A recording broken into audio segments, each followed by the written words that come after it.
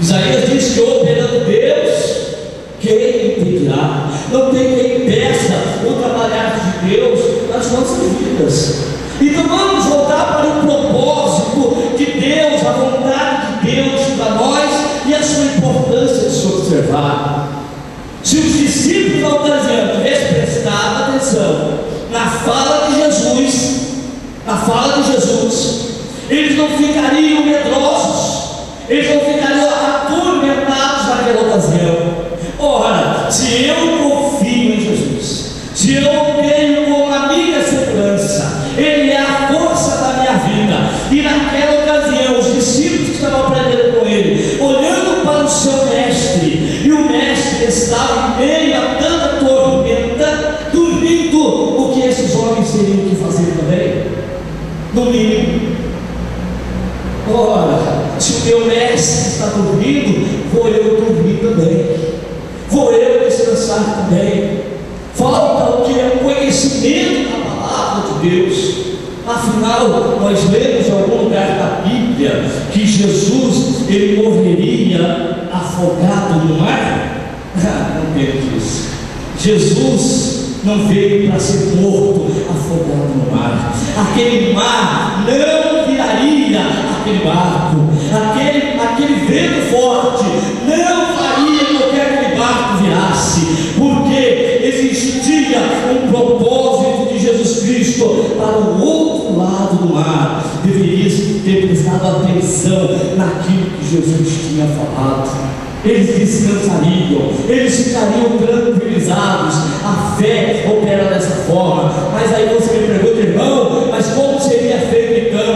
Ora, quem tem fé no seu coração, não pergunta para Deus como que vai ser feito, onde que vai se abrir uma porta, que caminho eu vou trilhar. Não, quem confia no poder de Deus, obedece a sua voz e caminha, anda, marcha no meio da tempestade, no meio do vento. Ele vai andando, marchando e louvando o nome do Senhor, sem perguntar como é que ele vai chegar do outro lado. Não importa, eu não sei como eu vou chegar, mas eu tenho uma palavra de Deus comigo que me garante essa vitória. Então eu vou louvando o nome do Senhor e vou andando, olhando para frente, para Jesus, autor e consumador da minha fé. Autor e consumador da minha fé.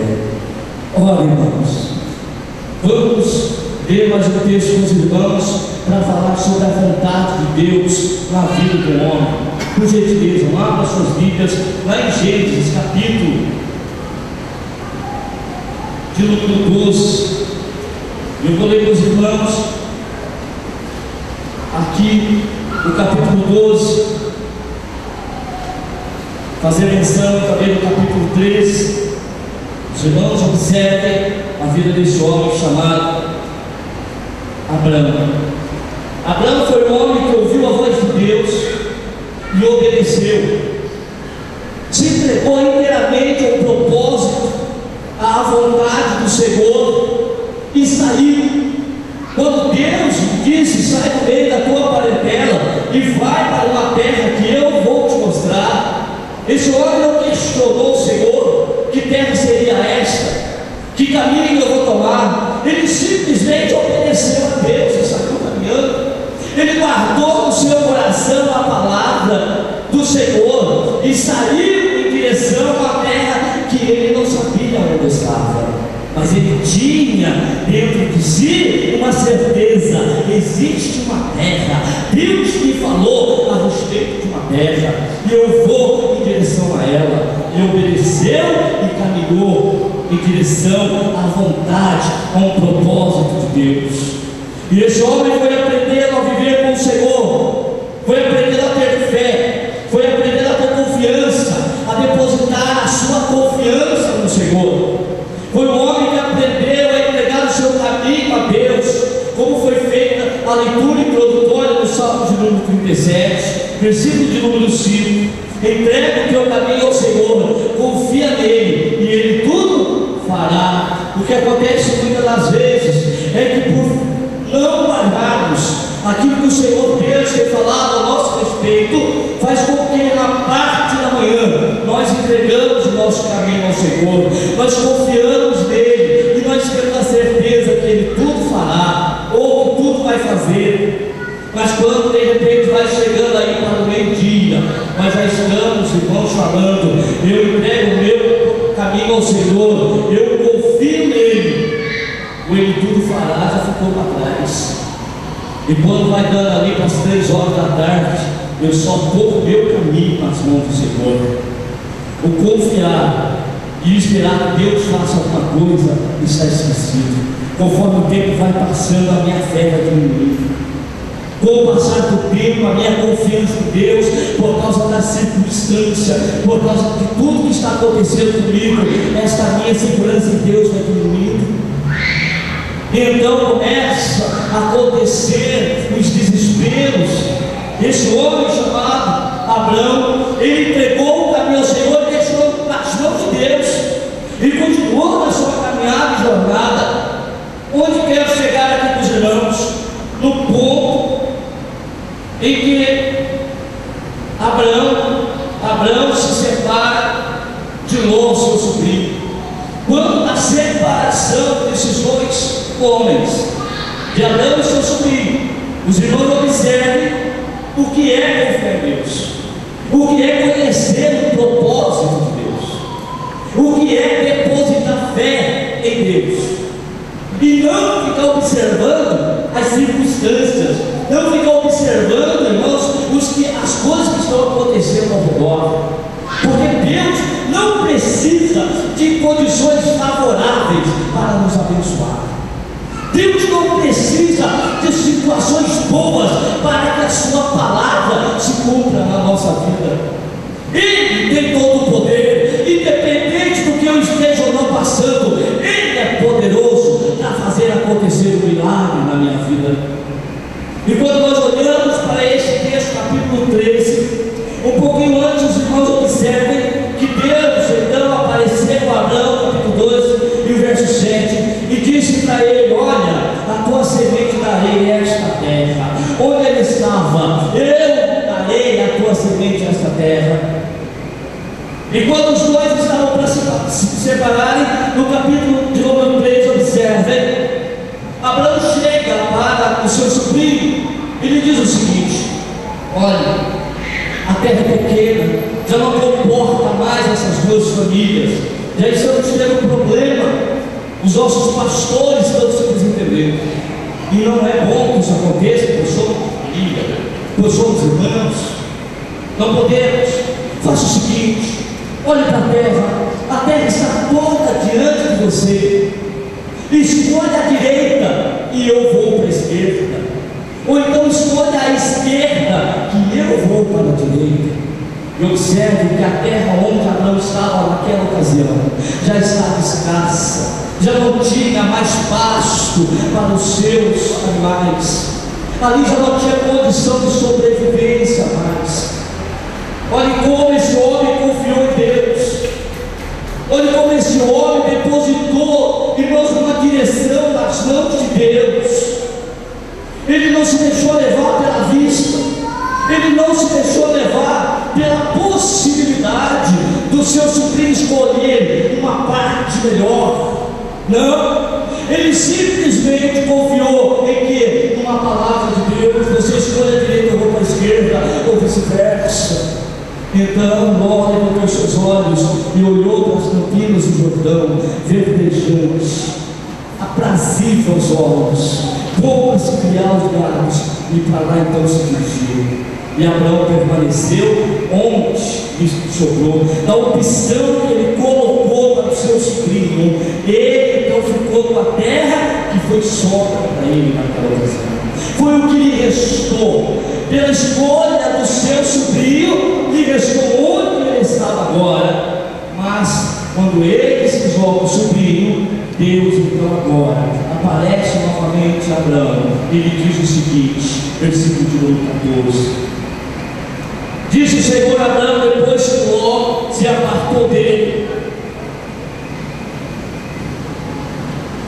levanta todos os seus olhos e olha, desde o lugar onde estás, para a banda do norte, do sul, do oriente, do ocidente, porque toda essa terra que vês hei de dar a ti e a tua semente para sempre.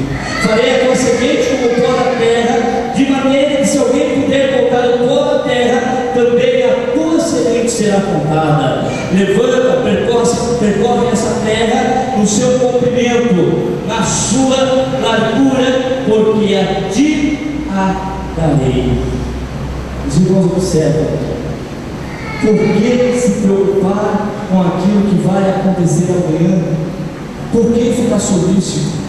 Por que ficar, irmãos, pensando no que pode acontecer na nossa vida, se Deus tem falado coisas boas ao nosso respeito? Por que se está se preocupando se tem pessoas que estão na nossa frente que podem pegar uma parte melhor e não sobra nada para mim? Não depende disso as bênçãos de Deus nas nossas vidas. Não depende disso, irmãos, a prosperidade de Deus na nossa vida. De que depende? Depende da promessa e da confiança que nós depositamos nele, permaneçando na posição que Deus tem nos colocado, porque é nesta posição é que se encontra a vitória que Deus tem reservado para cada um de nós aqui nesta terra. E não importa se o vento está soprando, não importa se o mar está bravio, isso não importa. O que é importante é que Deus tem falado a respeito de cada um de nós. Lhes darei um outro exemplo agora no Novo Testamento, por gentileza. Atos dos Apóstolos, capítulo de número 27.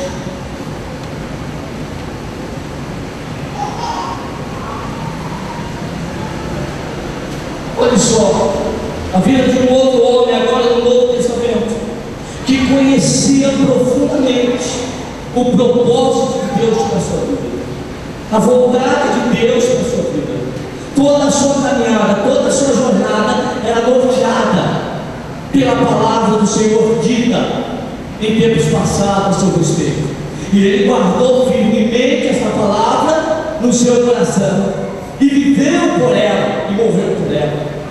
Os irmãos observem agora, aqui comigo, no capítulo número 27, nós temos o naufrágio, quando Paulo está se dirigindo para Roma, versículo de número 24, olha só, vou ler o 23 também. Porque esta mesma noite, o anjo de Deus, de quem eu sou reconhecido, esteve comigo, e dizendo: Paulo, não temas, importa que sejas apresentado a César, e eis que Deus te deu todos quantos navegam contigo. Deus envia uma mensagem para Paulo, em meio a tanta diversidade. As coisas do navio estavam sendo todas jogadas para o mar, para que eles pudessem chegar na ilha. E quando todos estavam desesperados, tem uma palavra de Deus para Paulo dizendo: você não tema, não se preocupe, não vai perder uma alma dessas que estão com você nesse barco.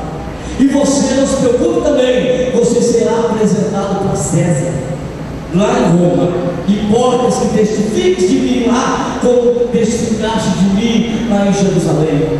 Paulo guarda essa palavra, fala para aqueles que estão com ele no barco, anuncia para eles o que Deus havia dito a ele.